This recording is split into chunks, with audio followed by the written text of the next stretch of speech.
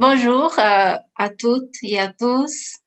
Je tiens à remercier à l'organisation de ce séminaire et en spécial l'invitation de Pedro Magalhães, pour participer à cette conférence.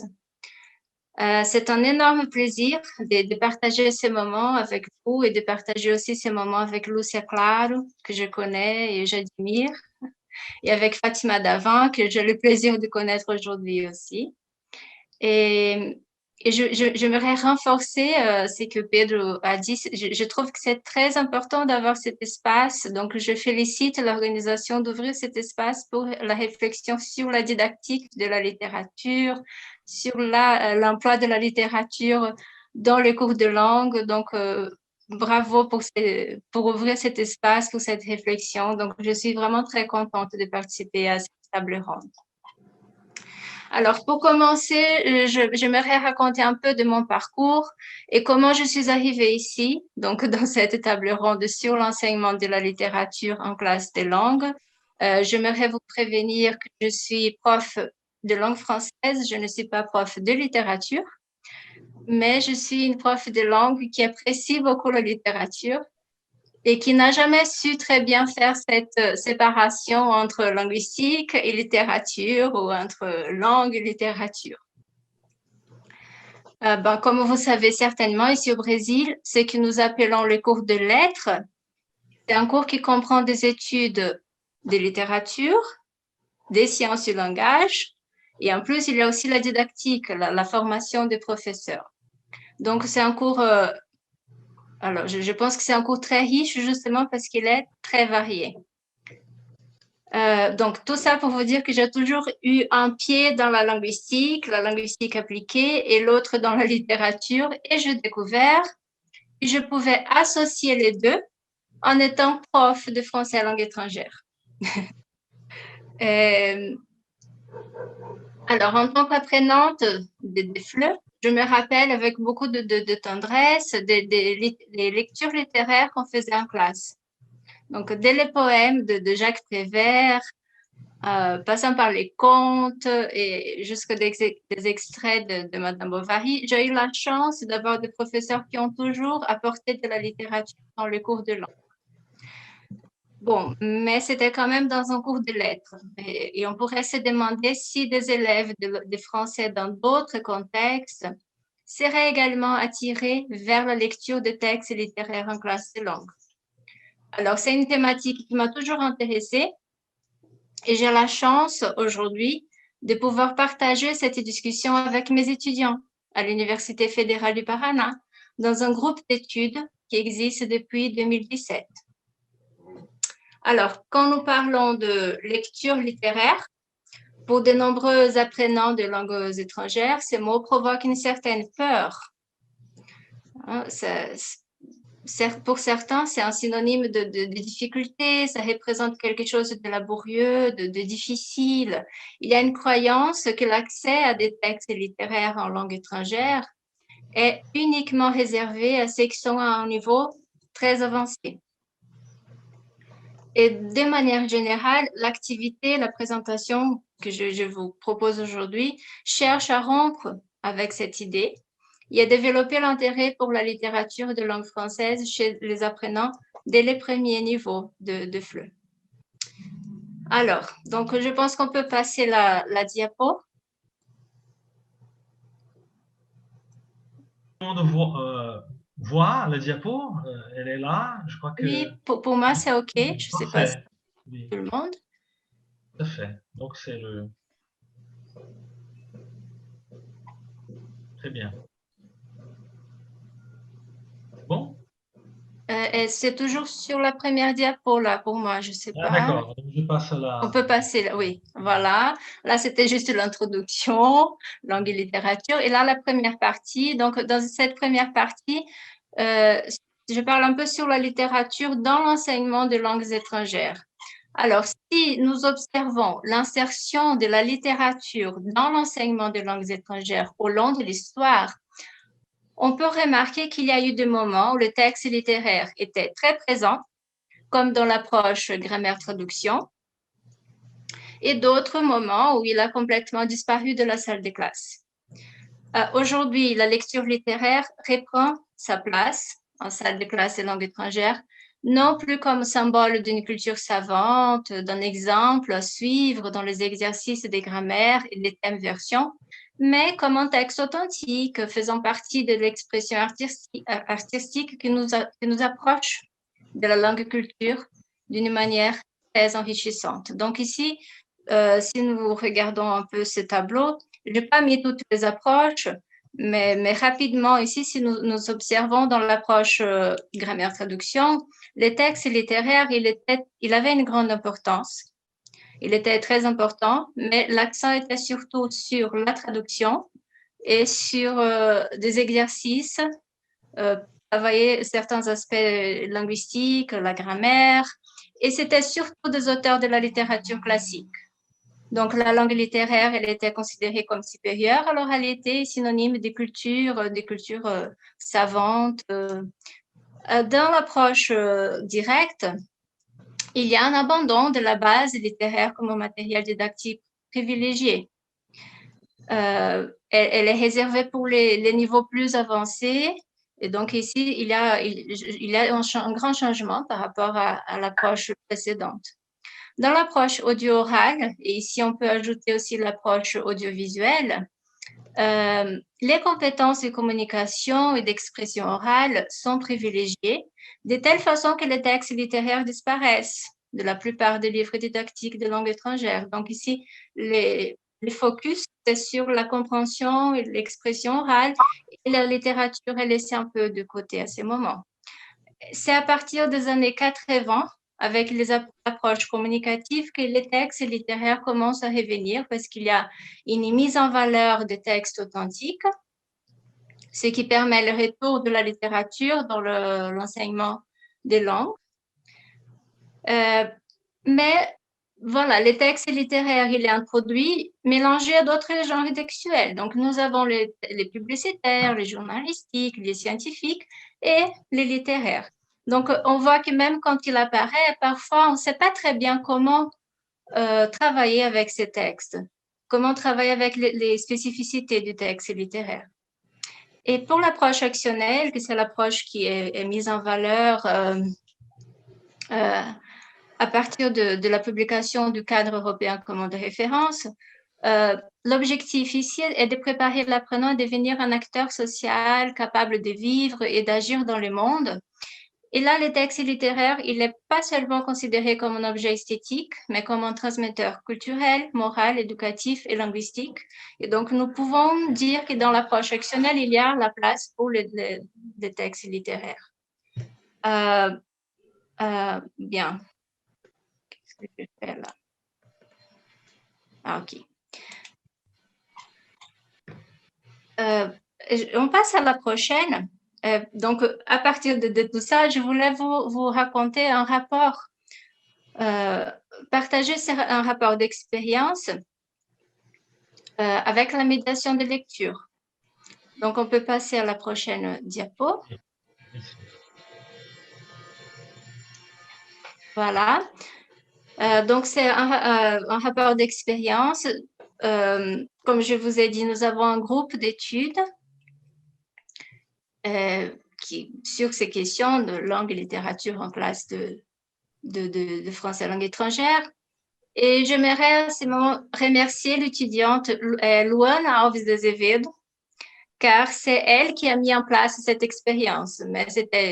Donc, je voulais partager cette expérience que nous avons travaillé et mise en place ensemble l'année dernière. Nous sommes partis d'une conception des médiations de lecture qui vient de l'anthropologue Michel Petit. Michel Petit, elle s'intéresse aux problématiques d'éducation des lecteurs et elle présente la nécessité de déconstruire la peur du livre pour lever les barrières existantes. Donc ici, je cite un extrait de Michel Petit. Elle dit que je cite, « Depuis que j'ai commencé mes recherches sur la lecture et la relation avec des livres, je n'ai cessé d'être surpris par la quantité d'histoires confirmant que la peur du livre était toujours présente. Cependant, curieusement, cette peur n'est pas évoquée. pour construire des lecteurs, comme vous l'avez dit, il faudrait déconstruire un peu ces peurs. Alors, ce qui est intéressant, c'est que d'un point de vue anthropologique, l'effet d'écouter des histoires en groupe a toujours fait partie de l'histoire de l'humanité. Depuis toujours, l'homme s'est réuni en groupe, dans les tribus, pour écouter quelqu'un qui raconte des histoires. On peut passer à la prochaine diapo. Donc, c'est quelque chose qui attire notre attention. Et même si on pense à l'enfant, elle aime écouter des histoires. Parfois, elle demande à ses parents de lire et de relire plusieurs fois les mêmes livres. Alors, qu'est-ce que se passe alors qu'à un moment donné, on perd cette source de plaisir, cet aspect magique lié à la lecture littéraire. Qu'est-ce que se passe alors, pourquoi il y a ces changements? Dans le moment de plaisir, dans le moment de partage, on a peur de lire, on a peur du livre. Un deuxième point analysé par Michel Petit est sur l'importance de la lecture dans des contextes de la diversité. Dans son œuvre L'art de lire ou Comment résister à la diversité, donc c'est cet ouvrage-là. Là, c'est en portugais, mais l'original est en français. Donc, dans ces livres, Michel Petit insiste sur l'importance de la lecture pour aider les individus à se construire et à se reconstruire. Elle raconte l'expérience des personnes qui ont passé par des grandes souffrances survenues suite à des déplacements de population, à des guerres, à des situations de précarité. Et elle a noté l'impact que la littérature a pu exercer sur ces personnes pour passer ces moments de crise. Donc, elle raconte certaines expériences de personnes qui ont survécu à la guerre parce qu'elles se rappelaient des lectures qu'elles avaient faites. Donc, voilà. Donc, elle insiste aussi sur cette question de la médiation de lecture, justement dans ces moments de crise. C'est un aspect intéressant. Et donc, Michel Petit soutient que la littérature, la lecture, elle porterait une vérité existentielle et vitale, surtout dans les sociétés en crise de repères, et lire permettrait de donner un sens à la vie. Alors, à partir de cette idée des médiations de lecture, nous avons proposé un atelier pour des apprenants de français à langue étrangère. La proposition de cet atelier était d'éveiller l'envie de lire chez les apprenants, briser la peur du texte littéraire et travailler les émotions pressenties lors de la réception des œuvres. Donc, l'idée était aussi d'introduire la lecture littéraire dans les pratiques pédagogiques du français à langue étrangère pour favoriser un processus d'apprentissage significatif. Alors, comme on peut avancer, donc là, on a choisi de travailler avec des textes du poète Adonis. Mais bon, avant de parler d'Adonis, je parle de l'atelier. Donc, quel est les publics qui ont participé de cet atelier? L'atelier a été réalisé dans le centre des langues de l'université avec un groupe, une classe de français de niveau A1. Donc, c'est des étudiants, des apprenants débutants. Il y avait environ 60 heures de cours. Et l'atelier a eu lieu en octobre de l'année dernière, en 2019. Donc, on a choisi des textes pour faire ce travail de médiation. On a choisi des poèmes d'Adonis. Alors, Adonis, c'est le pseudonyme d'Ali Ahmad Saïd Esber. Il est né en 1930 en Syrie. Donc, il est né en Syrie, mais il habite depuis longtemps en France. Il écrit en arabe, il écrit en français. Il est militant et impliqué jusqu'à nos jours dans des discussions politiques, des productions littéraires. Et le choix du poète, il illustre un peu le thème de l'atelier qui était la poésie en temps de crise. Ce texte parle de la réalité politique et sociale qu'on peut associer à la Syrie, mais ça va plus loin. Ces textes parlent de thèmes universels, comme l'amour, la douleur, la guerre, la résistance, la vie et la mort. Donc, on a travaillé en classe 2 poèmes. Je vais lire seulement le premier. C'est Miroir d'un tyran. Donc, vous avez ici. Donc, le Miroir d'un tyran de Adonis. Épi par épi, n'en laissez aucun. Cette moisson est notre paradis retrouvé, notre pays à venir. Déchirer les cœurs avant les poitrines, arracher les racines, changer ces glèbes qui les a portés, effacer un temps qui a narré leur histoire, effacer un ciel qui s'est incliné sur eux, épi par épi, afin que la terre revienne à son état premier, épi par épi. Alors, je vous avoue que c'est Luana qui a choisi ces poèmes, et quand elle m'a montré ces poèmes, moi, j'étais un peu inquiète. Donc, quand on a parlé que les apprenants ont peur de la lecture, et si c'était moi qui avais peur, parce que je dis, mais Luana, c'est pas un poème, c'est pas une lecture très facile. Est-ce que ça va marcher pour les apprenants de niveau A1? Mais Luana était convaincue. Elle a dit non, ça va marcher, on va essayer. Et les résultats étaient assez surprenants et c'est pour ça que j'aimerais partager cette expérience. Alors, pendant le développement de l'atelier, donc elle a suivi quelques étapes et donc on peut passer à la prochaine diapo. Et ici, c'est l'autre poème qu'on a travaillé en classe, mais on ne va pas les lire ici. Donc, c'est le poème Amour. Et les étapes qu'elle a suivies, donc d'abord, elle a fait une petite mise en route, une découverte. Elle a fait un travail avec des images, des peintures faites par Adonis, parce que il est poète, mais il a aussi des peintures. Mais à ce moment-là, elle n'a pas encore présenté l'auteur. Elle a fait juste un travail avec les images, ce que les images évoquaient. Elle a travaillé un peu aussi sur le vocabulaire, mais encore sans entrer vraiment sans présenter l'auteur et ni les poèmes. Donc, c'est après qu'on a fait une première lecture. On a travaillé la question de la musicalité, les images évoquées par les poèmes. Ensuite, on a fait un travail plutôt d'analyse sur le vocabulaire. Et là, c'était un travail avec des images aussi. Donc, des images, association des mots, images, donc miroir, tyran. Et là, elle a présenté l'auteur. Elle a dit que c'était un Syrien. Elle a raconté un peu la trajectoire d'Adonis, qui était prisonnier de guerre. Ensuite, il est parti, il s'est réfugié en Liban et ensuite en France. Donc, c'est en France qu'il habite depuis presque 40 ans.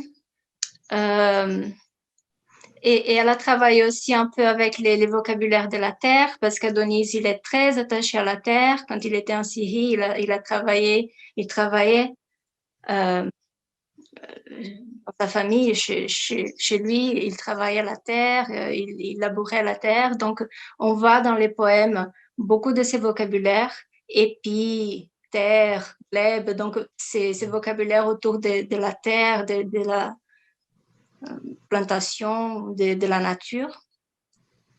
Ensuite, ils ont eu accès aussi à la traduction, parce que ces poèmes, il a été traduit en portugais. Et là, c'était un moment intéressant aussi parce que les étudiants, ils étaient un peu étonnés de voir la traduction et la difficulté de traduire un texte littéraire et surtout un poème. C'est pas la même chose. Donc, ils étaient surpris de voir la traduction en portugais. Ensuite, on a fait un parallèle avec d'autres contextes. Donc, à partir de ces poèmes. Et là, voilà, c'est un moment qui était vraiment très intéressant parce que chacun a vu quelque chose de différent dans le poème. Chacun a eu une interprétation différente du poème, mais ils ont bien participé. Et à la fin, au moment de l'application, ils ont fait une réécriture du poème. Alors là, c'était déjà le deuxième poème, c'était le poème Amour. Ils ont travaillé en binôme, chaque binôme a reçu les vers découpés et ils ont réinventé le poème à partir des vers de Adonis. Ils ont créé un autre poème. Ces étapes, elles sont ainsi inspirées un peu de la méthode réceptionnelle présentée par Bordini et Aguiar, qui travaillent donc 5 étapes de l'approche du texte littéraire en classe. Alors, on peut passer à la prochaine pour les résultats. Alors, donc, par rapport aux résultats, ce qui était intéressant, c'était l'interaction entre les apprenants. Donc, on avait peur justement de comment ils allaient recevoir ces poèmes et comment ils allaient participer à ces cours. Donc, il y a eu une interaction très intéressante et aussi entre apprenants enseignantes. Au début, elle a demandé ce que représentait pour eux la poésie et ils étaient un peu... Voilà. Et donc, l'image qu'ils avaient avant et après l'atelier a changé. Ils étaient bien participatifs. À la fin, ils ont répondu à un questionnaire aussi. Et dans ce questionnaire, on a eu beaucoup de retours positifs. Là, j'ai mis quelques commentaires laissés par les apprenants. Et l'impact aussi qui est quelque chose d'intéressant aussi à partager, c'est l'impact sur l'enseignante-chercheuse. Donc, elle a vraiment changé de parcours après cet atelier parce qu'elle était une étudiante de baccalauréat. Et après cette expérience, elle a changé vers la licenciature. Donc, pour devenir enseignante de FLE. Et là, c'est un impact assez intéressant parce que, voilà, elle a vu la réaction des apprenants, elle a vu qu'elle pouvait travailler la littérature en salle de classe et elle a décidé qu'elle voulait être prof de français langue étrangère parce qu'elle pouvait travailler la littérature aussi dans la classe, en classe de FLE. Et aujourd'hui, elle est enseignante de français. Elle travaille cette année comme enseignante de français. Et elle n'est pas là aujourd'hui justement parce qu'elle donne des cours. Alors, pour conclure, c'est juste une petite...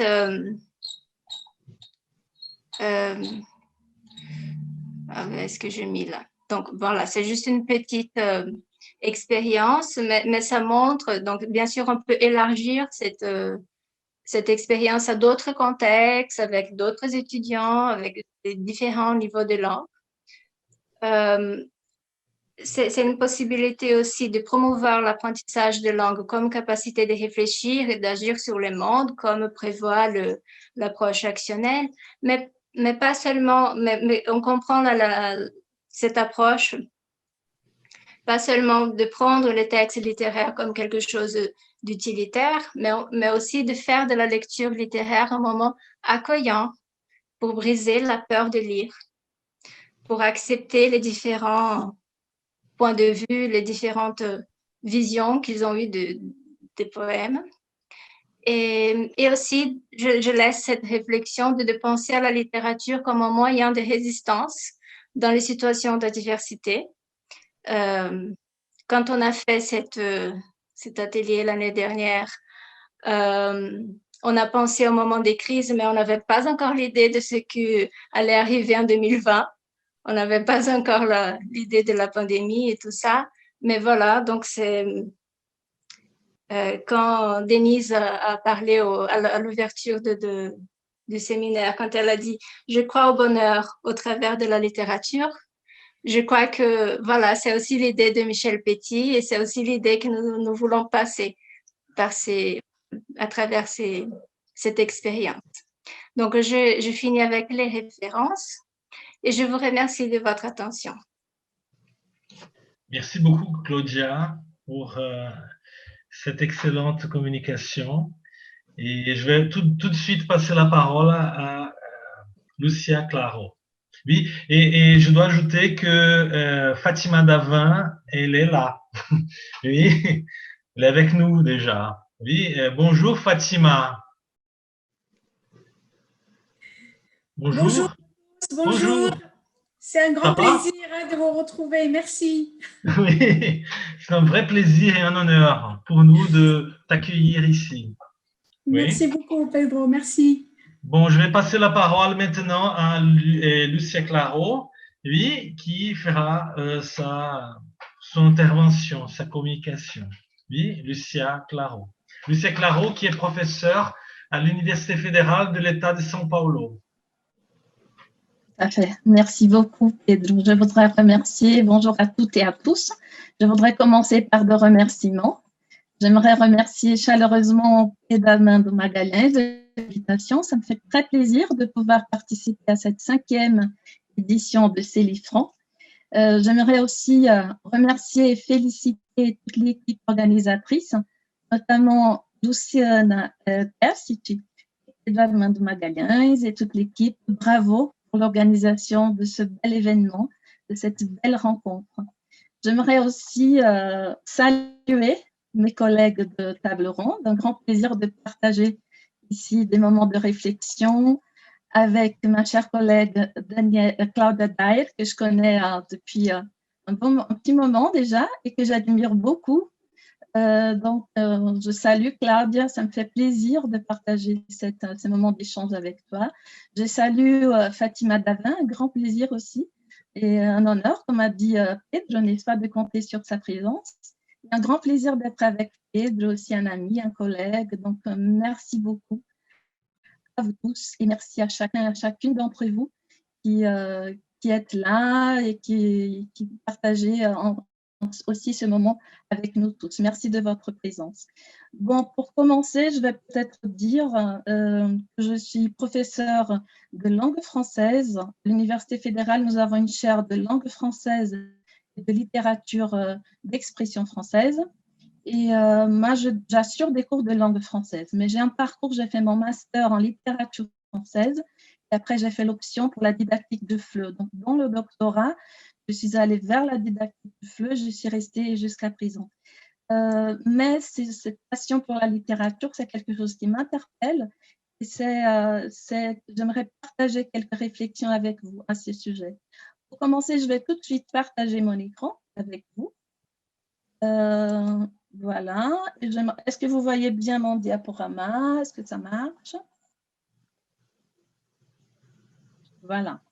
Donc, je commence. Le titre que j'ai choisi pour ma communication, c'est Lecture littéraire en classe de langue, une approche plurielle pour des expériences singulières. Je vais surtout, le plan de ma communication, je l'ai organisé en 3 étapes. Je vais surtout parler de possibilités d'approche pour intégrer le texte littéraire en salle de classe. Je vais présenter d'abord une approche multimodale pour intégrer les textes littéraires en classe de langue. J'ai un parcours très lié à l'étude de l'image. J'ai étudié le rapport littérature et image dans mon master. J'ai étudié le rapport image et didactique du FLE dans mon doctorat. Donc, c'est un thème que j'apprécie beaucoup. Je vais vous en parler un petit peu. Ensuite, je vais parler d'une approche que j'apprécie énormément. C'est l'approche de la lecture subjective du sujet lecteur. Je vais terminer par la question de la tâche d'apprentissage en FLE. Voilà, ce sont mes 3 étapes. Je commence par la première, une approche multimodale pour intégrer les textes littéraires en classe de langue. Voilà, je commence par la notion des multimodalités. C'est une notion qui existe en sémiotique, qui existe en linguistique. Moi, j'utilise comme base de recherche ces deux auteurs, Kress et Van Leeuwen. Et ces auteurs, ils disent que les textes produits par les sociétés contemporaines se caractérisent de plus en plus par la présence de plus d'un code sémiotique. Donc, si avant, c'était commun de lire un journal, un quotidien, où il y avait que de textes écrits, maintenant, c'est très rare, ça, n'est-ce pas? C'est toujours, que ce soit la presse en ligne, la presse imprimée, la publicité, il y a toujours des images fixes, des images en mouvement, des documents de son. Donc, ça a changé notre manière de lire. Ces différents codes, ils interagissent entre eux dans la construction du sens. C'est mis en gras, caractère gras, parce que c'est la partie qui m'intéresse le plus. C'est cette interaction et comment le lecteur, le spectateur de ce texte multimodal, il va créer des sens.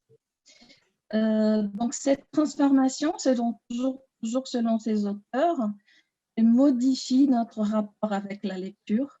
Elle ouvre de nouvelles perspectives pour la construction du sens. Donc, je vais m'intéresser surtout à ces nouvelles perspectives. Et je vais lier ces nouvelles perspectives avec l'enseignement de la littérature en classe de langue française, français langue étrangère. Bon, quelques exemples très visuels. J'ai mis des pages du quotidien. Ça, c'est le quotidien Estado de São Paulo des années 80. Un exemple, très peu d'images. Deuxième exemple, c'est déjà des années 2010. Beaucoup de changements, couleurs.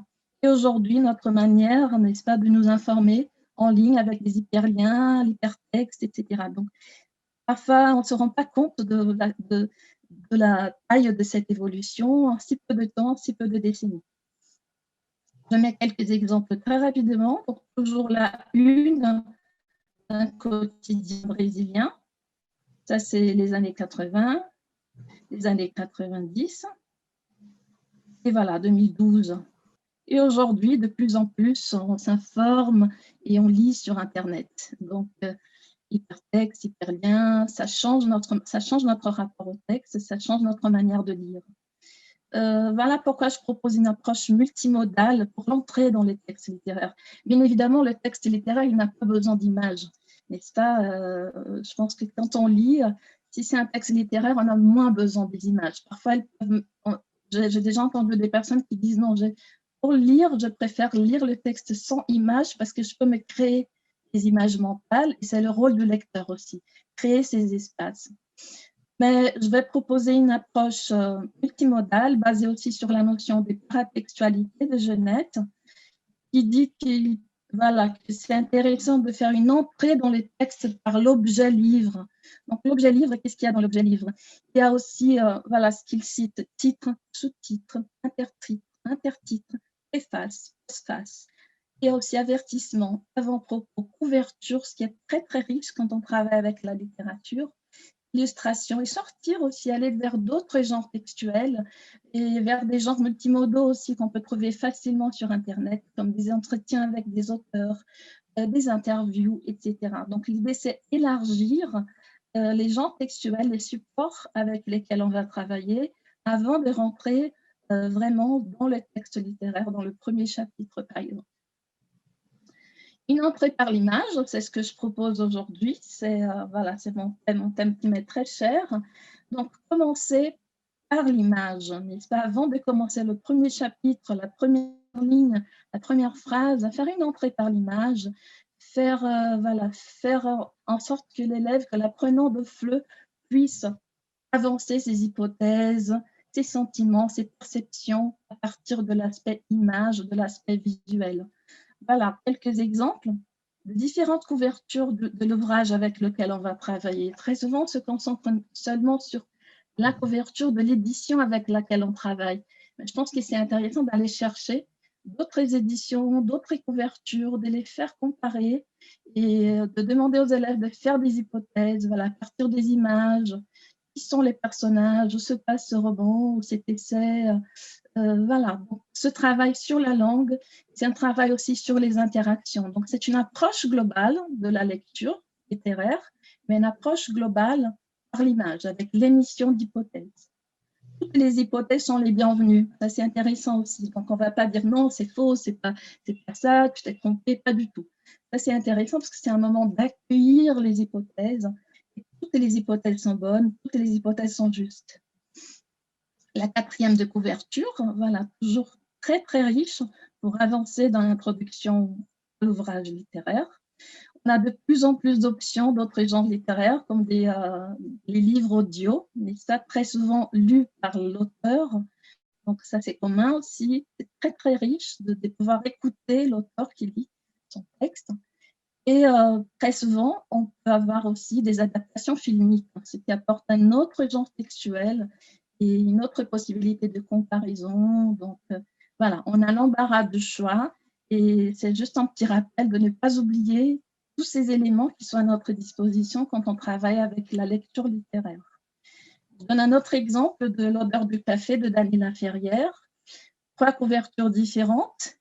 Et ce que j'aime bien aussi, j'aime bien non seulement le fait de comparer les différentes couvertures, mais aussi de pouvoir travailler avec des livres illustrés, des livres qui ont des illustrations. Donc ça, c'est une édition de l'odeur du café, illustrée par un artiste espagnol. Et il y a de très belles illustrations. Donc ça permet aussi, normalement, on associe à un public jeunesse, et c'est vrai, c'est fait plutôt pour un public d'enfants, adolescents, mais j'ai l'impression que ça intéresse beaucoup aussi les adultes. Et dans une classe de langue, c'est mon cas, je suis professeure de français langue étrangère, je pense que ça permet de donner la parole à l'élève, de faire émettre des hypothèses à partir des illustrations, des commentaires, favoriser les interactions et créer aussi tout cet éventail d'hypothèses avant de se lancer dans la lecture du texte. Donc, je pense que ça peut être une idée aussi, comme introduction, ce que j'ai montré avant, la couverture, etc. Mais pourquoi pas choisir un livre avec des illustrations. Et comme dans ce cas, je trouve les illustrations très, très belles, très poétiques aussi. Ça peut donner place à beaucoup d'activités complémentaires qui vont favoriser surtout l'interaction, l'entrée dans le texte littéraire. Voilà, donc ça, c'était l'approche multimodale. On peut l'utiliser avant, pendant et après la lecture littéraire. Deuxième partie de ma communication, j'aimerais parler de cette approche de lecture subjective et cette notion de sujet lecteur. La lecture subjective, c'est une notion qui vient de la didactique de la lecture littéraire. Donc, ce n'est pas une notion du FLE, mais ce que je propose, c'est de l'adapter, de l'insérer dans un cours de français langue étrangère. Et je vais vous en parler un petit peu maintenant. Bon, tout d'abord, avant de parler de la lecture subjective, j'aimerais parler un peu de la transformation du concept de littérature qui a eu lieu récemment. Donc, ça date de la fin du siècle dernier, donc c'est récent. Parce qu'il y a eu un épuisement du courant formaliste qui percevait le texte littéraire comme un objet langagier clos, suffisant, absolu. Toutes les réponses étaient dans le texte, il n'y avait pas d'espace pour le lecteur. Avec l'esthétique de la réception, donc depuis les années, autour des années 80, on a un passage de théorie du texte aux théories de la lecture. Ce qui est intéressant, c'est qu'il y a eu un moment où tout était concentré sur l'auteur. Il y a eu un autre moment où tout était concentré dans le texte. C'était un objet clos à déchiffrer avec une seule interprétation possible. Et plus récemment, surtout depuis les années 80, on a une mise en relief du lecteur et on s'intéresse au lecteur. Je pense que c'est parfait pour un cours de FLE parce qu'on s'intéresse à l'apprenant lecteur, on va lui donner la parole, on va lui laisser vivre son expérience personnelle avec la littérature. C'est pourquoi j'aime beaucoup cette théorie et je trouve qu'elle est parfaitement adaptée pour un cours de français langue étrangère. Donc, à partir des années 90, on a ce développement de la didactique de la lecture littéraire. Et je vais citer un peu les auteurs qui sont à l'origine de cette théorie, de cette approche, Annie Rouxel et Gérard Langlade. Je vais citer un peu leur définition de cette approche. Donc, ils parlent beaucoup de la question de l'incomplétude du texte littéraire. Le texte littéraire, il n'est pas clos. Il y a plein d'espaces à compléter. Parfois, la description des personnages, elle n'est pas trop complète, bien sûr. On saute des années, on voyage dans le temps.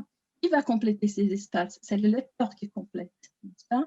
Donc, pour compléter ces espaces, le lecteur, il va puiser dans un réseau d'indices marqué par la subjectivité. Il va puiser dans ses souvenirs personnels, il va puiser dans ses souvenirs esthétiques de lecture. Donc, l'intertextualité, on associe au texte, mais il y a aussi l'intertextualité du lecteur. Il va puiser dans ses connaissances du monde, dans l'imaginaire collectif de la société où il vit, etc. Donc, c'est en fait une combinaison, n'est-ce pas, entre ce que le texte apporte et ce que le lecteur va compléter. Donc, il y a la création d'un texte du lecteur, qui est en fait un métissage, un tissage entre le texte de l'auteur, l'imaginaire, la vie du lecteur. C'est pour ça que Voilà, normalement, on a tous vécu cette expérience de lire un roman à un moment donné de notre vie, de reprendre le même roman 10 années après, d'avoir l'impression de lire un autre ouvrage. Donc, le livre n'a pas changé, l'impression est exactement la même, le texte est le même. Qu'est-ce qui a changé? Probablement, c'est le lecteur, c'est nous-mêmes qui avons d'autres expériences de vie, d'autres lectures. Donc ça, c'est une affirmation de Bayard aussi. Chaque lecteur constituant son propre réseau d'indices, ce n'est pas le même texte qui est lu. À chaque nouvelle lecture, ce texte du lecteur sera différent. Donc ça renforce l'importance du lecteur dans le processus de communication littéraire. Encore une phrase, une citation de Langlade pour définir la lecture subjective. Il explique que par lecture subjective, nous entendons la façon dont un texte littéraire affecte, émotion, sentiment, jugement, un lecteur empirique. La lecture subjective concerne en effet le processus interactionnel, la relation dynamique à travers lesquelles le lecteur réagit, répond, réplique aux sollicitations d'une œuvre, en puisant dans sa personnalité profonde, sa culture intime, son imaginaire. Et il dit aussi que le lecteur achève le texte, lui imprime sa forme singulière.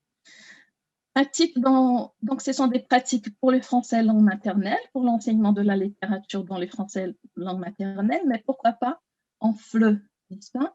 Donc, je prends quelques citations de Rouxel et je passe au contexte de FLE. Elle dit que privilégier la lecture est un acte, il faut privilégier la lecture en acte, plutôt que le résultat de la lecture. C'est plutôt l'acte de lire qui compte et pas tellement le résultat. Donc, on ne va pas faire une évaluation, par exemple, sur la lecture. Ce n'est pas du tout l'objectif. Elle dit que c'est intéressant de rechercher un accord moins consensuel, n'est-ce pas? Plus ouvert, donc refus des certitudes, maintien d'une part de polysémie, acceptable, bien évidemment, mais c'est important aussi d'accepter plusieurs réponses. Favoriser en classe une approche moins formelle, plus sensible. Et là, je passe au cours de FLE. Il ne s'agit pas d'encourager des dérives ou des délires, parce qu'on travaille la compréhension écrite quand même, donc ce n'est pas tout accepté dans les lectures, n'est-ce pas? Il faut qu'il justifie, il faut travailler la compréhension globale, la compréhension détaillée, mais il faut dépasser aussi. Donc, on commence par la compréhension globale, on passe à la compréhension détaillée, on va plus loin, c'est ça l'idée. Pensez aussi à des questions sans corriger préalable. En FLE, très souvent, et même dans les manuels, parfois on va des questions qui portent sur un premier degré de compréhension avec le texte littéraire. Donc, comment s'appelle le personnage? Décrivez-le. Comment sont ses enfants? Ils habitent où? Donc là, on a des corrigés possibles, mais ce n'est pas les questions les plus intéressantes. Les questions les plus intéressantes, c'est celles pour lesquelles il n'y a pas de consensus. C'est celles qui permettent plusieurs réponses. Les réponses vont dépendre de la lecture personnelle de chaque élève. Donc, l'objectif, quand je essaie d'apporter cette approche en classe de FLE, c'est de passer à cette troisième étape. Après une compréhension globale, après une compréhension détaillée, faire plonger l'élève dans cet acte de lecture. Exemple des questions possibles. Voilà, qu'est-ce qu'on pourrait poser comme question aux apprenants? Avez-vous éprouvé des difficultés pour entrer dans l'univers de l'œuvre? Quel personnage vous semble le plus intéressant? Pourquoi? Donc, chaque élève va donner une réponse. Je ne sais pas quelle est la réponse quand je pose la question. Et c'est ça ce que c'est qu'une vraie communication en FLE. À votre avis, quel est le passage fondamental de ce roman? Justifier. Soulignez les passages qui vous ont le plus passionné. Justifier. Y a-t-il des passages qui vous ont ennuyé? Lesquels? Est-ce qu'on a le droit de s'ennuyer aussi quand on lit? Pour quelles raisons, selon vous, le personnage X prend-il cette décision? Auriez-vous fait de même à sa place? Pourquoi? Etc.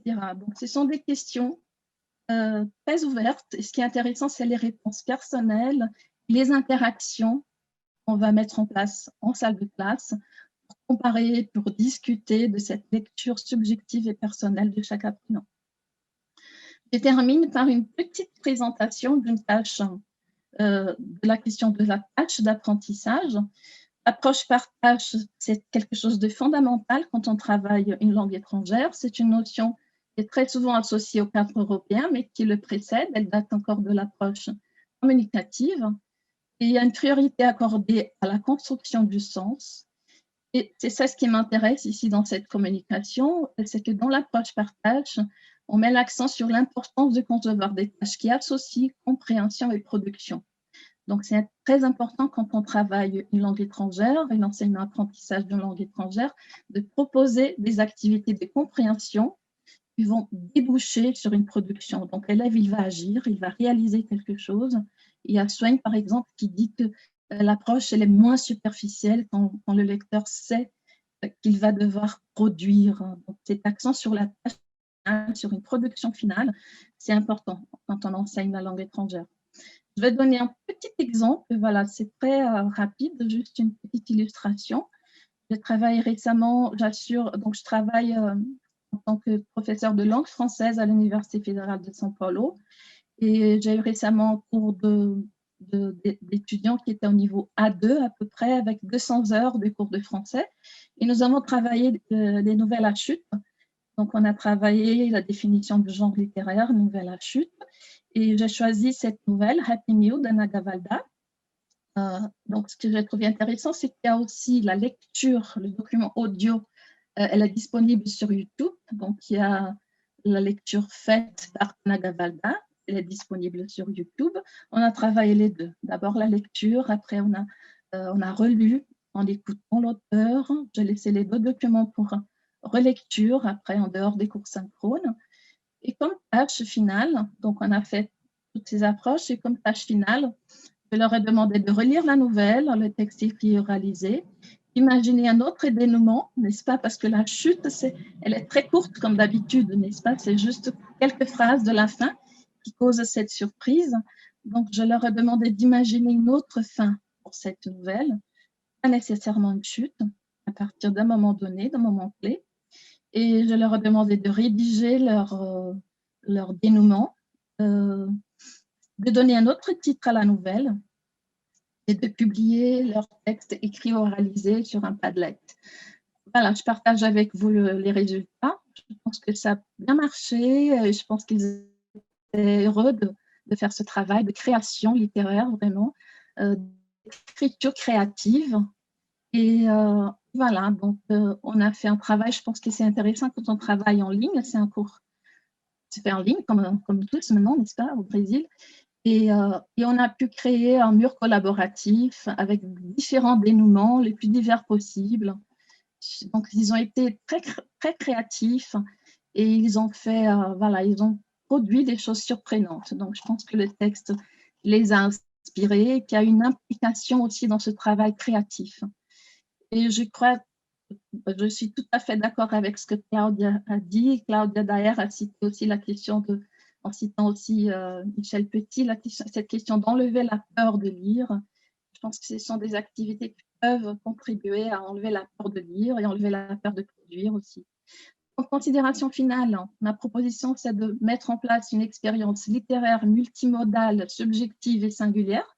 Donc, c'est une approche plurielle, très plurielle et en même temps singulière parce que chaque élève va avoir une perception différente, personnelle, et on va partager ses perceptions.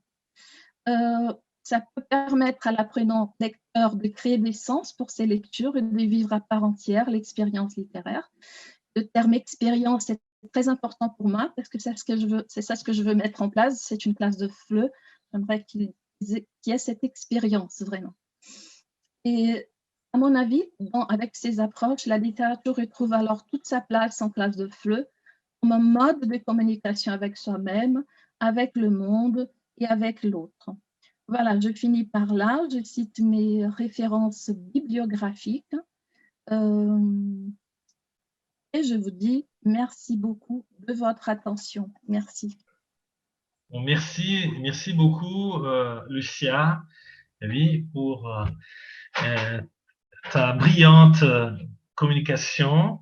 Et je vais tout de suite passer la parole à Fatima Davin. Fatima Davin, qui est professeure à l'Université Aix-Marseille et qui a écrit plusieurs articles dans des revues célèbres, mais également un ouvrage, lui, est important, je crois, que c'est le français langue seconde, un milieu scolaire français.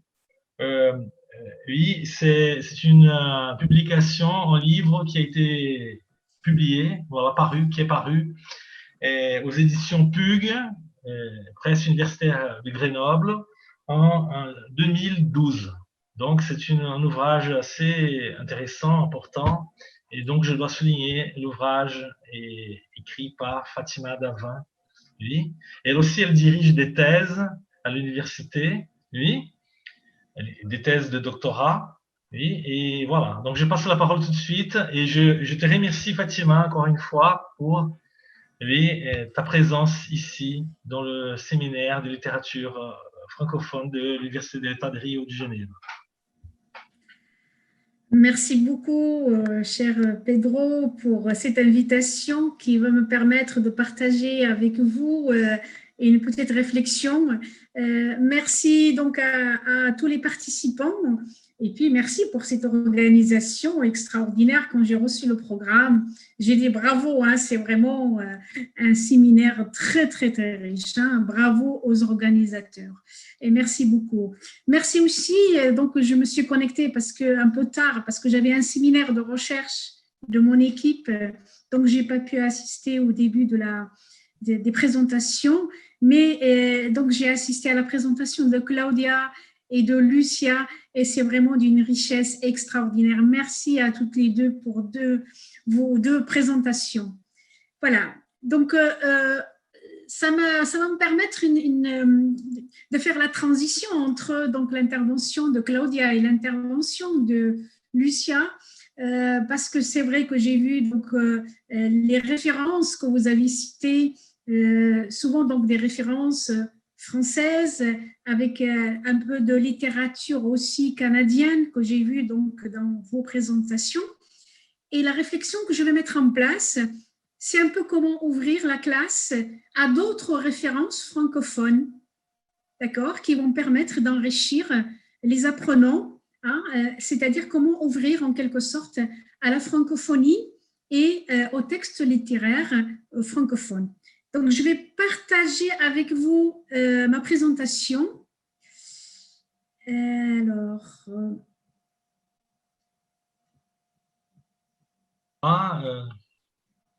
il faut chercher en bas. Oui, il y a... Écran partagé. Voilà. Oui. Super.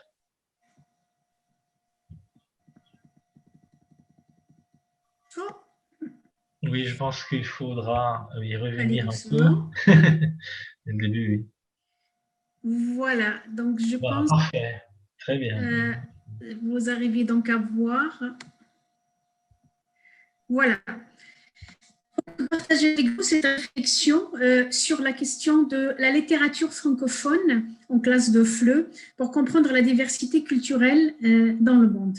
Donc, pour juste compléter peut-être la présentation de Pedro, je suis professeur des universités, je suis responsable du master lettres. C'est le master qui regroupe à la fois le français langue maternelle, le français langue étrangère et le français langue seconde.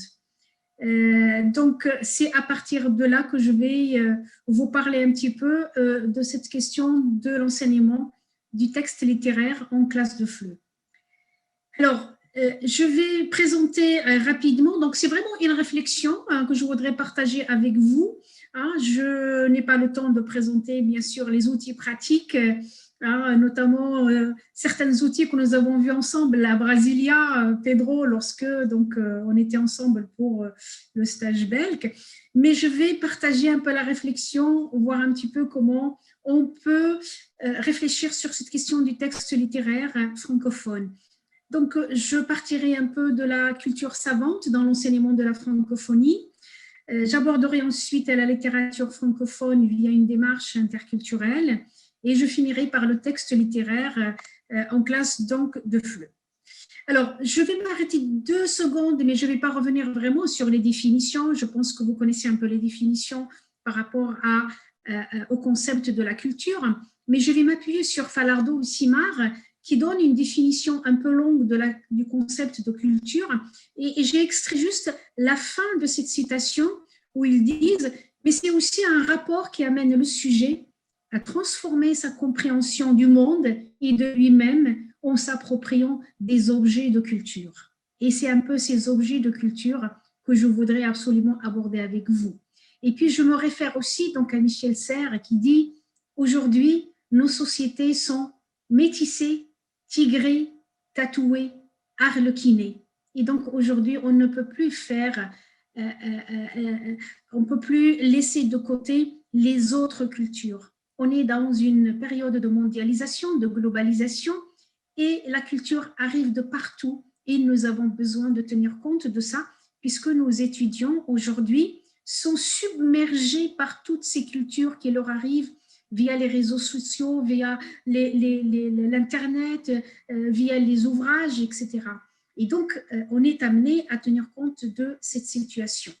Et donc, en classe de FLE, on va être confronté en quelque sorte à plusieurs types de cultures à enseigner, hein, notamment la culture anthropologique qui est très présente dans les méthodes de français langue étrangère, qu'on va retrouver pratiquement à toutes les pages. Comment vivent les Français, comment ils vont mettre la table, comment ils se débrouillent dans la vie quotidienne, etc. Et donc, on est dans une culture sur les valeurs, les modes de pensée, la façon de vivre au quotidien, la façon d'agir dans une société. Et puis, nos élèves ont besoin aussi de l'autre versant de la culture, ce qu'on appelle la culture savante ou la culture cultivée, c'est-à-dire la littérature, l'histoire, la peinture, la médecine, les grandes inventions, etc. Hein, ils ont besoin de tout ça. Et la classe de français langue étrangère est le terrain favorable pour former culturellement les étudiants aux deux types de culture. Et moi, j'ai toujours défendu l'idée que c'est l'approche comparative qui permet justement de croiser la culture savante de l'apprenant avec les autres cultures. Et la culture savante de l'apprenant devrait être présente aussi en classe de FLE, parce que c'est son vécu, c'est ses productions, c'est les productions de sa société, et donc il en a vraiment besoin. Et donc c'est inscrire l'apprentissage de justement cette culture savante dans une forme d'interculturalité qui définit la place de chacun par rapport aux autres francophones. Et je pense qu'aujourd'hui, on a besoin de ça. Et le texte littéraire, évidemment, c'est une bonne médiation au monde, c'est-à-dire via la langue française, on peut faire voyager nos étudiants un peu partout dans le monde. Et on l'a vu à travers les présentations qui ont été faites avant, hein, notamment ces couvertures d'ouvrages qui nous font rêver et qui nous font voyager un peu partout dans le monde. Et donc, cette culture savante, ou culture cultivée, est très importante. Alors, vous allez être en première loge, je vais vous donner un petit extrait d'un ouvrage qu'on est en train de travailler avec Jean-Pierre Cuc et qui va sortir en janvier-février 2021, intitulé « Didactique et enseignement de la francophonie ». Et une partie de cet ouvrage est centrée sur la culture savante. Et dans cet ouvrage, on essaie d'expliquer qu'il existe une valeur internationale du terme de culture. C'est celle qu'après Bourdieu, bien sûr, relayée en didactique par Louis Porcher, on nomme la culture savante ou parfois la culture cultivée. Elle est internationale. De façon courante, on appelle cultivée une personne qui a des connaissances plus ou moins profondes de peinture, de musique, littérature, etc. Et donc, cette culture savante, elle est partout et elle est enseignée dans toutes les écoles et dans toutes les universités. Et c'est pour ça qu'on ne peut pas priver la classe de FLE de cette culture internationale qui est très enrichissante. Et là, je vous renvoie à des citations de Edgar Morin sur la question de la complexité, qui parle beaucoup de la culture. Et donc, Edgar Morin nous dit une culture fournit les connaissances, les valeurs, les symboles qui orientent et guident les vies humaines. La culture des humanités a été, demeure et doit devenir désormais non plus pour une élite, mais pour tous, une préparation à la vie. Littérature, poésie, cinéma doivent être considérés non seulement ni principalement comme objets d'analyse grammaticale, syntaxique ou sémiotique, mais comme des écoles de vie. Et ça, moi, je trouve ça très beau. Ce sont des écoles de la complexité humaine. Ce sont des écoles de la compréhension humaine. Et je pense que les personnes qui arrivent à ce niveau justement de la compréhension humaine n'ont pas de conflit avec les autres, comprennent les autres. Ils sont souvent dans l'altérité, ils sont souvent dans la compréhension des autres. Et je pense que nos étudiants un peu partout dans le monde aujourd'hui ont besoin de ça pour éviter justement les conflits qui sont de plus en plus répandus aujourd'hui dans le monde à cause justement de la non-compréhension de l'autre, c'est-à-dire l'autre qui me ressemble, mais parfois que je rejette parce que tout simplement je ne le connais pas. Et donc cette culture savante en francophonie, ça permet justement l'élargissement culturel, c'est-à-dire qu'on ouvre la classe à d'autres cultures. Ça bonifie l'apprentissage des apprenants. Elle permet aussi de ne plus s'intéresser seulement à la culture des pays de langue première, c'est-à-dire la France, par exemple, mais de s'ouvrir à celle de tous les pays où on parle le français, où on étudie le français. C'est-à-dire que du moment qu'il y a la langue, ça nous permet d'entrer dans toutes les cultures et pas seulement une seule culture.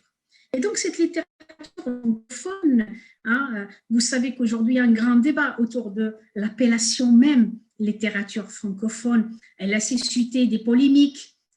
On lui préfère aujourd'hui littérature en langue française, ou je ne sais pas si vous êtes au courant de ce manifeste aussi de plusieurs écrivains qui veulent absolument éviter de relier cette littérature sur la langue française directement, c'est-à-dire au français. Ils veulent qu'on parle de littérature monde en langue française.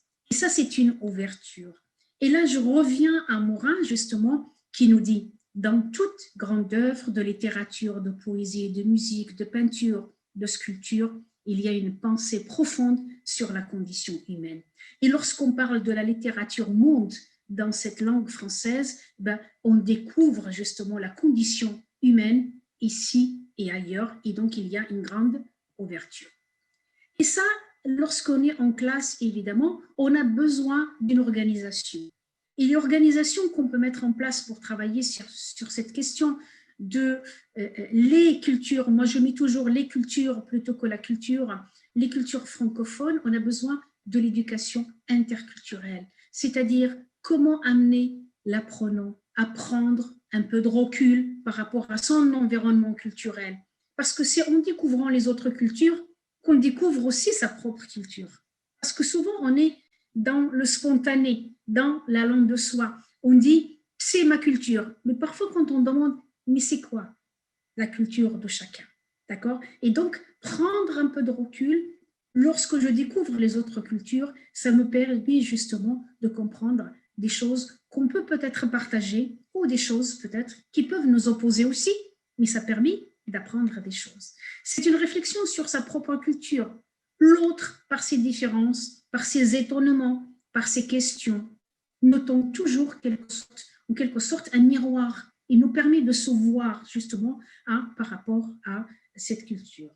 Ça permet aussi de développer de nouveaux cadres de référence pour ne pas rester enfermé dans un cadre unique, dans la pensée unique, dans vraiment des références uniques, c'est-à-dire des références qui vont peut-être m'enfermer dans une façon de voir ou de penser qui n'est pas ouverte aux autres. Et donc, la multiplication des cadres de référence, ça permet justement d'ouvrir de nouvelles perspectives, ça enrichit les cultures des uns et des autres.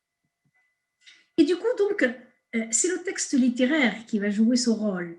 C'est le texte littéraire francophone qui va être, en quelque sorte, une source d'acquisition de références, de découverte de l'histoire de l'esthétique, de découverte culturelle et sociale de la francophonie, c'est-à-dire si je suis au Brésil, j'ai besoin peut-être de comprendre ce qui se passe en Asie, ce qui se passe en Afrique. Ce sont des lieux parfois que nos étudiants ignorent complètement et grâce au texte littéraire, on peut voyager, on peut aller découvrir justement tous ces mondes. Mais pour travailler ce texte littéraire dans une démarche bien sûr interculturelle, il y a certains critères que nous avons besoin de respecter dans nos classes pour réussir justement l'entrée et la compréhension d'un texte littéraire. Le premier critère qui va nous permettre de comprendre un texte, c'est d'abord de tenir compte du niveau de compétences linguistiques. Parfois, on a des étudiants qui maîtrisent, qui ne maîtrisent pas la langue française, et donc selon le niveau, on peut introduire un texte qui va leur permettre justement d'entrer dans la compréhension. Soyons réalistes aussi, parce qu'en général, c'est à partir pratiquement du niveau A2 qu'on entre vraiment dans la compréhension d'un texte littéraire, B1 bien sûr, après B2, etc., pour une bonne compréhension des références culturelles. Je ne parle pas seulement du sens, je parle des références culturelles et des enjeux du texte. Ensuite, on a le niveau de compétence en lecture dans une langue. C'est très important. Si l'apprenant est encore au stade du déchiffrage, il va avoir du mal, bien sûr, à être capable de lire et de comprendre. Parce que déchiffrer ne veut pas lire, ne veut pas dire lire, mais veut dire tout simplement essayer de comprendre les mots. Or, dans un texte littéraire, on a besoin de lire, de comprendre, de réagir et d'interagir. Il s'agit de vivre la lecture littéraire comme une expérience dans le sens où elle appelle un type de réaction affective et intellectuelle, comme le dit Francine Sécurel. Ensuite, nous avons le choix des supports. La variation des extraits travaillés devrait partir du local vers l'universel. Lorsque nous avons des élèves au niveau A2, on peut partir de textes qui leur parlent de leur environnement. Il y a beaucoup d'auteurs brésiliens qui sont publiés en français. Et c'est dommage de les priver justement de cet environnement local qui va leur permettre après d'aller vers l'universel, c'est-à-dire élargir après l'environnement, bien sûr, de l'apprenant. Les événements, l'environnement, les personnages, lorsqu'ils sont situés dans un contexte, on a besoin de comprendre ce contexte. Et donc, plus le niveau de l'apprenant est élevé, plus il va comprendre des textes complexes. Mais lorsqu'ils sont au niveau A1, A2, ils sont encore à un stade où ils ont besoin de concret, d'un environnement concret. Ensuite, on a la pertinence des thématiques, d'accord ? C'est-à-dire que lorsque je parle de l'interculturel, cela ne veut pas dire tomber dans la culture folklore, c'est-à-dire leur montrer des textes peut-être un peu folkloriques, juste pour dire qu'on travaille. Non, c'est de vrais textes littéraires, c'est-à-dire des thématiques qui permettent justement de se construire des connaissances à partir d'extraits d'œuvres et d'engager surtout l'apprenant dans la compréhension des préoccupations des autres francophones. Et c'est ça notre rôle quand on est justement dans une classe en tant qu'enseignant. Ensuite, vous avez le type d'activité. Et on a vu donc Lucia et on a vu aussi l'autre collègue qui ont présenté des activités. Et je pense que là, le type d'activité proposé va permettre justement d'articuler des aspects langagiers, des aspects culturels. Et c'est là où il y a la construction du sens. C'est là où on va travailler justement sur la construction du sens et favoriser des débats sur des problématiques. Et puis, on a aussi le type d'évaluation. C'est-à-dire qu'aujourd'hui, on ne peut plus rester dans une évaluation linguistique, mais aller vers l'évaluation de la capacité à comprendre, à analyser, à comparer les références des cultures en présence, dans une perspective d'un apprentissage de l'altérité au service d'un humanisme du divers, c'est-à-dire lorsque Abdallah Pretsey nous parle justement de l'éducation interculturelle, pour elle, c'est surtout cette compréhension justement des cultures qui va permettre à l'apprenant d'entrer dans la compréhension. Et donc, le type d'évaluation est très important aussi. Et là, à partir de là, on peut développer une compétence interculturelle francophone et on peut aussi centrer, bien sûr, l'évaluation sur les compétences interculturelles et après arrivent, bien sûr, les compétences linguistiques. Alors, le texte littéraire francophone, c'est aussi un travail qui se fait à partir d'objectifs. C'est-à-dire pourquoi on va introduire le texte littéraire francophone en classe. C'est tout simplement pour construire une identité de lecture, du lecteur, pardon. C'est un lecteur francophone qu'on est en train de construire. Ce sont des connaissances et des compétences par rapport à un domaine qui est la francophonie et le texte francophone. Et pour cela, on a besoin d'accompagner l'apprenant. On ne peut pas seulement lui donner un texte et lui demander de le lire, de le comprendre. On a besoin de l'accompagner dans un cadre beaucoup plus large, un cadre d'interdisciplinarité pour le faire entrer dans la compréhension. On a besoin de situer l'espace francophone. Si vous avez un texte sur le Sénégal, un texte sur la Chine, on a besoin de situer l'espace francophone du texte parce que l'espace joue un rôle dans la compréhension. On a besoin de comprendre l'histoire et l'origine du texte. Ça aide à comprendre justement l'histoire du texte. Comprendre aussi comment repérer les spécificités culturelles et linguistiques du contexte. Ça aide à faire entrer dans la compréhension. Connaître la biographie de l'auteur, c'est quelque chose peut-être qui peut nous paraître banal, mais c'est très important parce que ça permet justement de comprendre le texte. Comprendre les circonstances de l'écriture. Est-ce que c'était un moment où il y avait un événement? Ça permet de comprendre et de faire entrer l'élève dans le texte. Aider à la construction des représentations mentales nécessaires à la lecture. Et c'est pour ça que je vous ai dit, dans lecture du texte littéraire, il y a une part d'abstrait. Et cet abstrait-là, l'élève, parfois, quand il n'a pas suffisamment de maîtrise, il a du mal à entrer dans cette représentation mentale. Alterner l'oral et l'écrit pour favoriser les interactions, parce que c'est ça qui va l'aider justement à entrer dans la compréhension. Multiplier bien sûr les documents parallèles, images, films, c'est-à-dire des médiations, au sens de Vygotsky, des médiations pour faire entrer l'élève dans l'apprentissage. Et du coup, donc, on se retrouve avec un texte littéraire dans une démarche d'interculturalité et on se pose la question sur les ressources. Quelles ressources pédagogiques? Et là, on peut partir dans le cadre de l'enseignement d'un texte littéraire francophone, de tout texte relevant de la culture savante d'expression française. On n'a pas besoin de produire en classe uniquement un texte qui a été écrit directement en français. On a beaucoup de Brésiliens aujourd'hui qui ont été justement traduits ou qui écrivent directement en français. On a des Asiatiques qui parlent et qui écrivent aussi en français.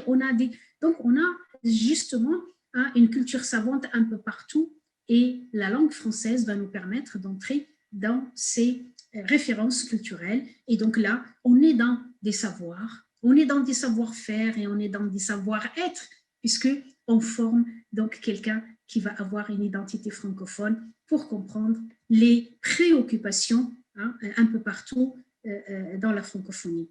Et là, on est dans ce qu'on travaille en classe, c'est-à-dire dans des objectifs, dans des compétences, des activités et des tâches. Comment on va chercher ces supports? Donc là, je vous affiche une anthologie très, très riche que vous pouvez trouver sur Internet qui montre la diversité du texte littéraire francophone. Vous en avez un peu partout dans le monde, c'est-à-dire que vous avez l'embarras du choix. Vous pouvez trouver cette anthologie sur le site de francparler.uif.org et c'est quelqu'un qui s'appelle Bernard Magnier, un grand amoureux de la littérature qui cherche partout à réunir le maximum de textes. Ce sont des textes courts, précis et à chaque fois avec une présentation d'une zone géographique, comme vous le voyez sur l'image. Vous avez l'Afrique francophone, vous avez les Caraïbes, la Martinique, vous avez les pays du Maghreb, vous avez le Canada, vous avez une richesse de ces sources justement pédagogiques.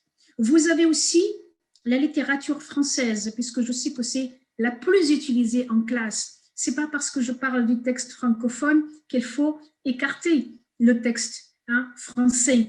Non, le texte français fait partie de la littérature française. Mais souvent, on fait la différence entre littérature francophone et on dit aussi la littérature française. Or, la littérature française fait partie de la littérature francophone.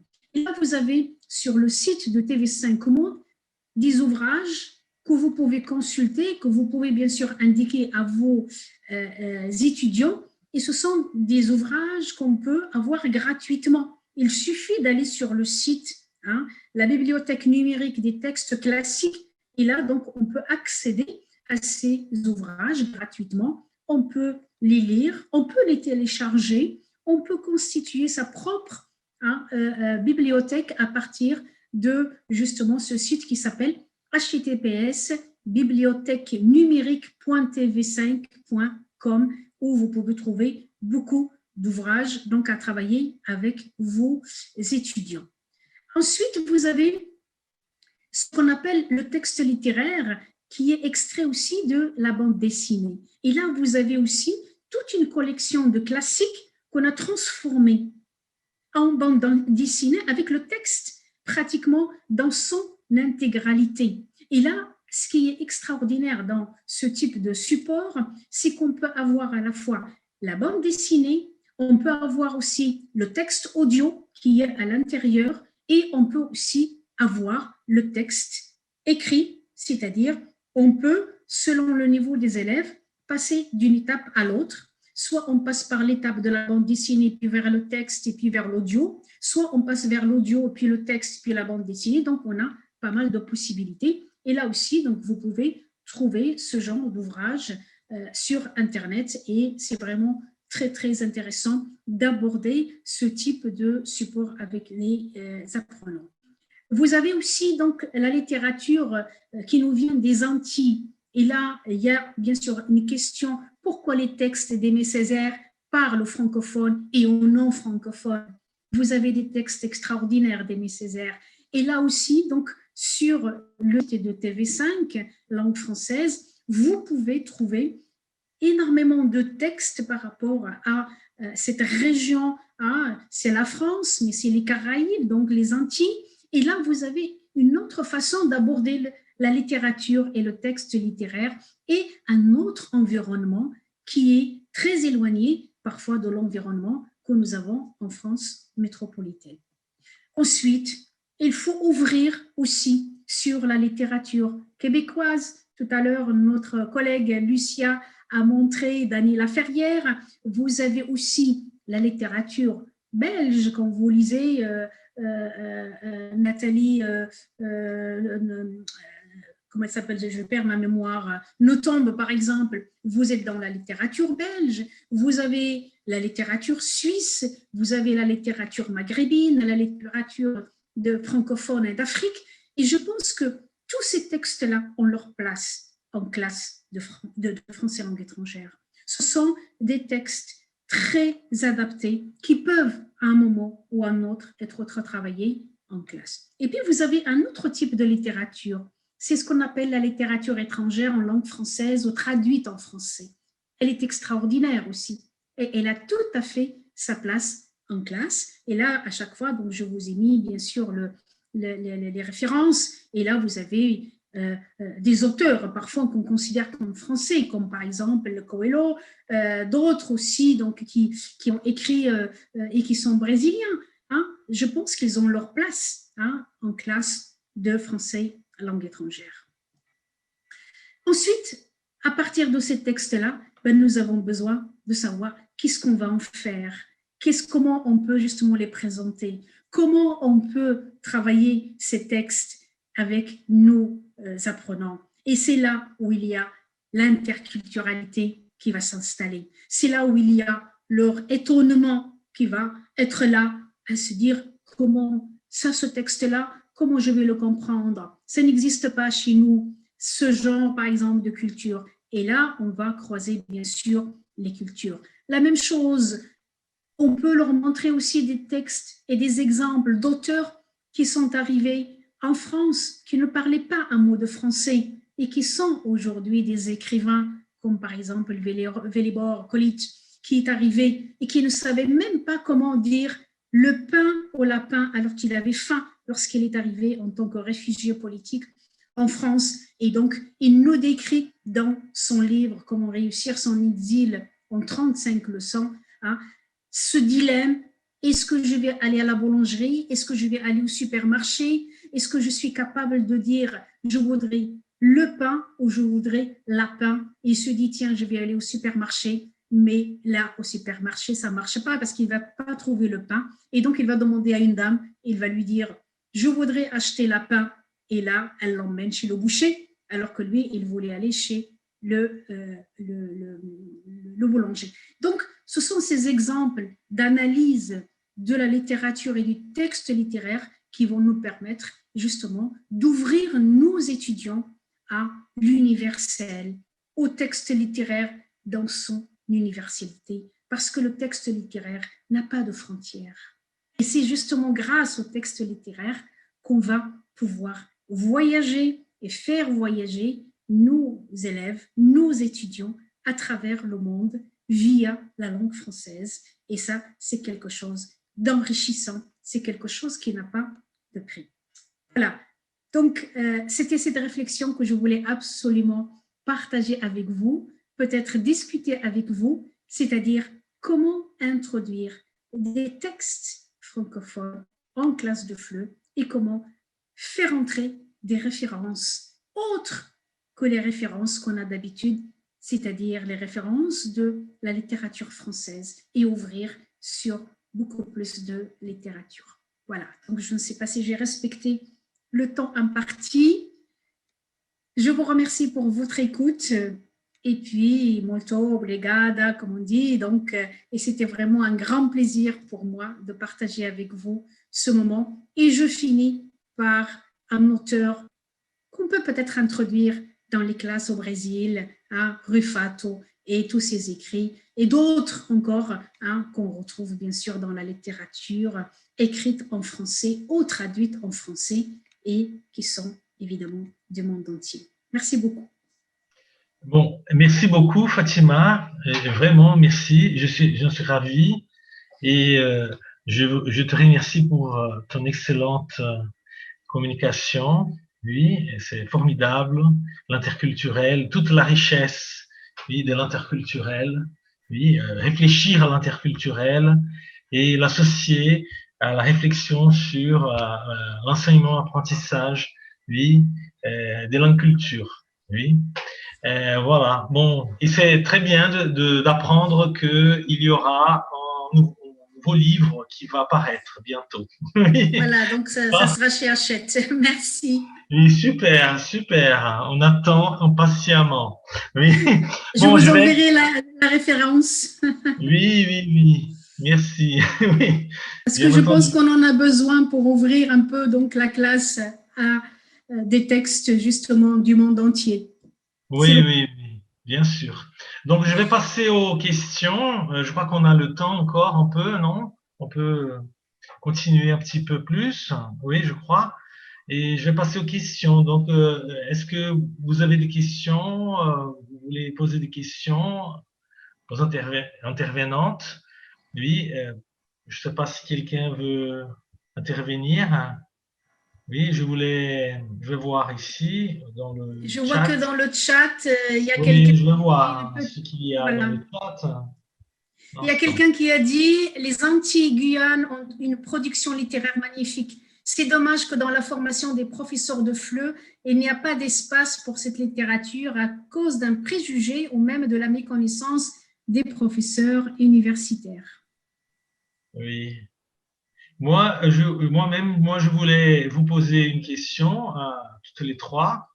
Cela concerne les techniques rédactionnelles, c'est-à-dire la production écrite. Oui, comment le faire? C'est-à-dire parce que on choisit un texte littéraire, mais il y a parfois, on leur demande de produire quelque chose. Oui, et les exercices liés que l'on associe à la lecture. C'est ça la question que je voulais vous poser. Je sais que c'est un peu vaste, c'est un peu large, mais c'est quelque chose qui m'inquiète parfois. La culture des techniques rédactionnelles.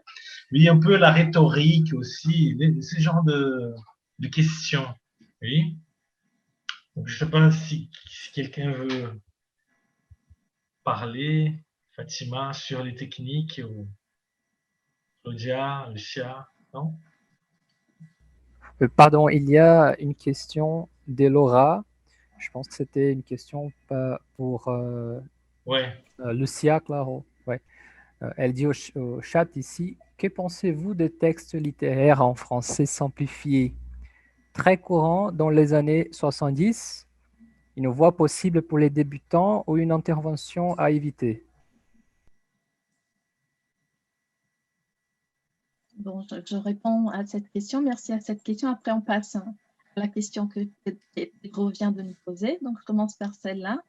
Merci pour la question. C'est une très bonne question. Et moi aussi, je m'interroge sur ce point. Je pense que les réponses sont plutôt personnelles de chaque enseignant. Et j'ai eu cette confirmation aussi en lisant un ouvrage récent d'Anne Goddard qui parlait rapidement de ça, des textes littéraires en FLE.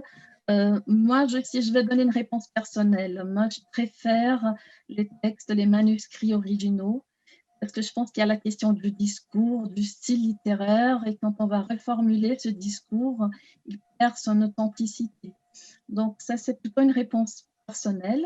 Et je suis plutôt partante de l'approche de Claudia, qu'elle nous a présenté un poème qui était accessible, qui était original, et elle a rendu accessible, grâce à l'approche pédagogique adoptée, elle a rendu assez accessible à ses apprenants. Donc, je pense à ça. Il y a toutes ces subtilités qu'il faut, notamment culturelles aussi, dont Fatima Davin nous a parlé. Donc là, il faudrait attendre un peu plus, le niveau A2, B1, etc.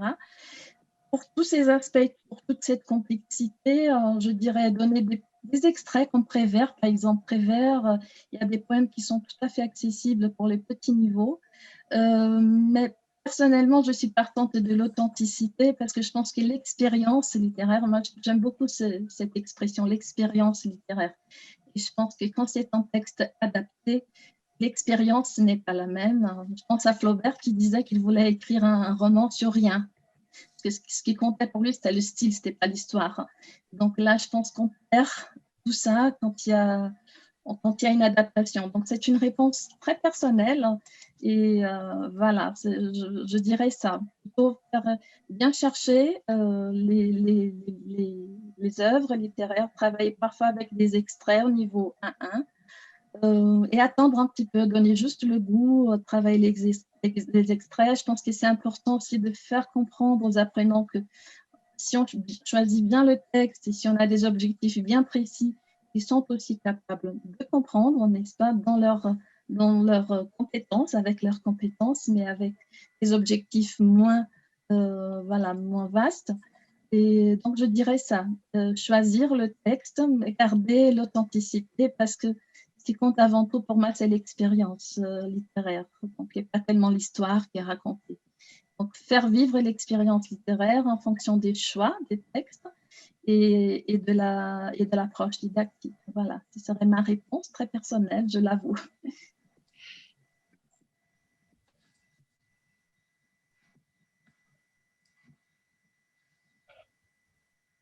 Bon, je ne sais pas si quelqu'un... Fatima, est-ce que... Bon. Oui, peut-être juste pour compléter par rapport à ces textes faciles, donc par rapport à cette question, c'est vrai que pour des apprenants qui sont au début de l'apprentissage, comme on vient de le dire, c'est-à-dire au niveau à la fin du A1, A2, je pense que c'est des textes qui sont pratiques, hein, fonctionnels en quelque sorte. Mais j'avoue que lorsqu'on passe à la fin du B1 vers le niveau B2, c'est bien de passer au texte intégral des extraits, hein, qui ne sont pas bien sûr juste adaptés, parce que bon, le texte facile, il est beaucoup plus adapté, donc ça dépersonnalise un petit peu en quelque sorte le texte littéraire. Hein, vous savez que bon, je ne vais pas aborder cette question, mais en transposition didactique, on essaye de respecter le maximum le texte littéraire, c'est un texte d'auteur. Et donc, lorsqu'on le simplifie, lorsqu'on le facilite trop, il perd un petit peu de sa valeur littéraire. Et donc, je pense qu'on peut commencer avec des extraits peut-être simples au début, mais après, il faut passer aux extraits, hein, même si c'est des extraits courts, on peut passer au texte intégral pour que justement l'apprenant puisse se construire une identité culturelle et des références par rapport au texte littéraire. Merci. Alors, par rapport à la question de Pedro, par rapport aux techniques, Oui, je pense qu'il y a des façons de faire. Bien sûr, on ne peut pas donner un texte à un apprenant et lui demander de le lire, de le comprendre, de nous faire un résumé. Ça, c'est voilà. l'approche traditionnelle. Aujourd'hui, on est dans des approches beaucoup plus actives. On découvre le texte, on découvre. Et je pense que tout à l'heure, Lucia a présenté une façon de découvrir peut-être le texte à partir de la première et la quatrième de couverture. On est étonné parfois par justement ce qu'on va peut-être trouver dans le texte. Donc, on peut avancer des hypothèses. On peut commencer à construire du sens. Et je pense après, on arrive au texte. Et là aussi, c'est pour ça que j'ai parlé de la compétence de lecture, elle est très importante. Et je pense que Lucia, avant moi, a parlé aussi du lecteur et l'importance justement de ces compétences. Et c'est là que on va construire justement, une fois qu'on a découvert, une fois qu'on a des hypothèses, une fois qu'on a fait une première lecture, on va faire émerger un petit peu les représentations, peut-être même avant la première lecture. C'est très important. Si je donne aux étudiants un texte sur un événement, sur une situation qui se passe en Afrique, ça serait bien de savoir un peu, avant même de lire le texte, leur représentation. Qu'est-ce qu'ils pensent justement de cette population, de cette région géographique. Ça permet de faire émerger les représentations. Et après, on entre dans le texte et parfois, on découvre des choses qu'on partage et des choses qui sont complètement différentes. C'est-à-dire qu'on est dans la pédagogie de la découverte. On n'est plus dans la transmission ou on n'est plus dans une approche traditionnelle où on va lire et faire le résumé du texte. Donc, on est vraiment dans une démarche active, une démarche aussi qui peut être actionnelle parce qu'on peut inscrire l'apprentissage dans un projet. On peut inscrire l'apprentissage dans quelque chose que les élèves vont faire peut-être ensemble. On n'est plus dans cette lecture individuelle où on est isolé, parfois en difficulté, parfois on ne comprend pas les choses. Et on sait qu'en français langue étrangère, on peut être dans une insécurité linguistique. Et cette insécurité linguistique peut avoir des conséquences après sur la compréhension d'un texte ou d'un extrait ou d'un mot. Parfois, il suffit de ne pas comprendre le mot et de trébucher tout de suite et bloquer sur un mot et de ne pas aller plus loin parce qu'on n'a pas compris un mot. Et donc là, tout le travail, bien sûr, actif et de le travail d'accompagnement qu'on peut mettre en place. Et d'où aussi la multiplication des supports. Parce que parfois, si on met par exemple un support vidéo, un support audio, des images, comme l'a montré justement Lucia tout à l'heure, ça peut être une médiation pour construire le sens. Donc, vous voyez, c'est vraiment tout un travail de préparation didactique et pédagogique qui permet d'entrer dans le texte. Merci. Oui, le travail collaboratif qui est très important aujourd'hui, n'est-ce pas? L'intelligence collective, développer l'intelligence collective, n'est-ce pas? Très important. Oui. Est-ce que quelqu'un voudrait poser une question? Vous pouvez aussi prendre la parole, brancher le micro et parler. On peut essayer ça. Oui? Quelqu'un voudrait poser une question? Oui ou non? Oui? J'entends quelqu'un? Oui ou non? Je crois que... Je ne sais pas s'il y a une autre question ici dans le chat. Oui, je cherche. Oui? Paulo? Je cherche. Ah, tu cherches. Merci. Deuxième question concernant le... Cette question de la francophonie aussi, il m'est arrivé une fois de rencontrer quelqu'un qui détestait la francophonie, qui trouvait que la francophonie, c'était un gros mot. Oui, que cela, en fait, c'était quelque chose qui exprimait un préjugé. Alors, ça m'a beaucoup étonné de voir ça. C'est quelqu'un qui n'était pas professeur de français, qui ne comprenait pas le sens du mot. Et alors, je voulais savoir si vous êtes au courant de cette conception, de cette valeur, parce que ça m'a beaucoup étonné quand j'ai rencontré quelqu'un. Je pense que c'était un professeur d'espagnol brésilien, et ça m'a choqué parce que c'était quelqu'un qui disait non, ce mot-là, non. Je vous interdis de le dire. Et ça m'a vraiment choqué.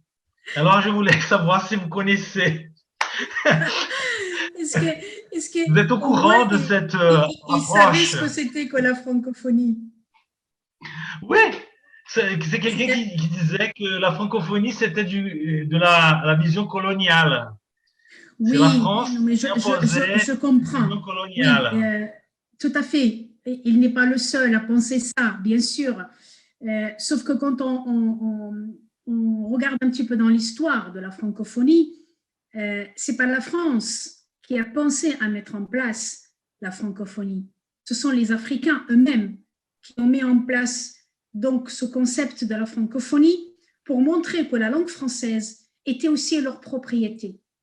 Et donc, c'est un Sénégalais, donc Senghor, qui avait, avec un Tunisien, Habib Bourguiba, et un Nigérien, qui avait lancé cette question justement de la construction de la francophonie. Et après, donc, ils ont été rejoints par l'Asiatique Norodom Sihanouk, qui a dit, parce qu'à l'époque, donc, en Asie, il y avait aussi des francophones, bon, on n'en a plus aujourd'hui, mais c'était pour montrer à la France que la langue française n'est pas uniquement la propriété de la France, mais qu'elle était aussi leur propriété à eux. Et donc, c'est une façon de marquer le fait que le français, c'est la propriété de tous.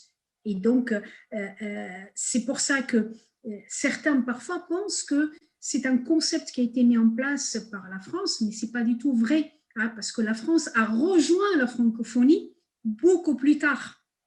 Et là, quand on parle de la francophonie de ce type-là, c'est ce qu'on appelle la francophonie institutionnelle, la francophonie politique, c'est-à-dire qui est liée à l'Organisation internationale de la francophonie. Mais lorsque je parle du texte littéraire, ma francophonie ici, c'est la francophonie linguistique et culturelle. Ce n'est pas la francophonie politique. Et dans cette francophonie linguistique et culturelle, il n'y a pas de frontières, il n'y a pas d'État. Il y a des textes, il y a des productions littéraires. Et c'est là où, justement, parfois, quand on ne comprend pas ce que c'est que la différence entre cette francophonie politique et la francophonie linguistique et culturelle, qu'il y a justement un malentendu et les gens, parfois, ne comprennent pas et pensent que c'est lié justement à l'histoire coloniale. Regardez, le Canada parle de la francophonie. Au Canada, on parle de la francophonie. Il n'y a pas d'histoire coloniale avec le Canada. D'accord ? Et pourtant, on a la francophonie. Donc, c'est pour ça que la francophonie qu'on défend, c'est une francophonie linguistique qui unit tous les francophones qui parlent ou qui utilisent la langue française. Et donc là, on n'est plus dans les frontières, on est dans un monde qui est le monde francophone. Et là, donc, on a les textes, évidemment, de ces pays, de ces contextes. Moi, je ne dis jamais les pays francophones, je dis les contextes francophones.